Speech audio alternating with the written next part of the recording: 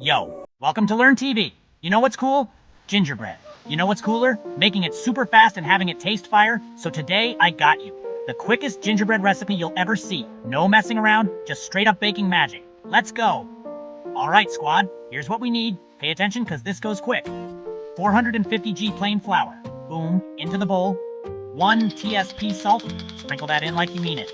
1 test bicarbonate of soda. A little science magic, trust me. 1 tist baking powder for that perfect rise, you feel me? 1 tist ground ginger, cause it ain't gingerbread without ginger, duh. Now we gotta bring in the butter squad. 150 g of unsalted butter right into this pan. Boom! Now here's where things get sticky. We need 165 g of black treacle. If you ain't got that, don't even trip. Molasses or a mix of honey and maple syrup will work too. Then hit it with 200 g brown sugar and 175 g golden syrup. Heat that up till it's all smooth and melted. Alright, now we cool it down with 275 milliliters of milk.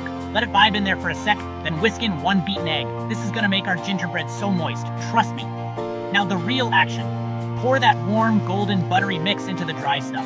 Stir it up like you're making magic. See that? Smooth, thick, and smelling like straight up Christmas.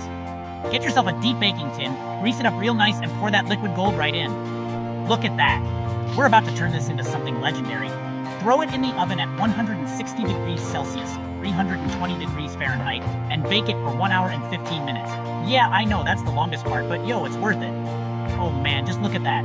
Soft, rich, spicy, and cool as heck. Slice it up, serve it warm, or let it chill and frost it if you're feeling fancy. That's the real deal. The coolest, quickest gingerbread recipe you'll ever need.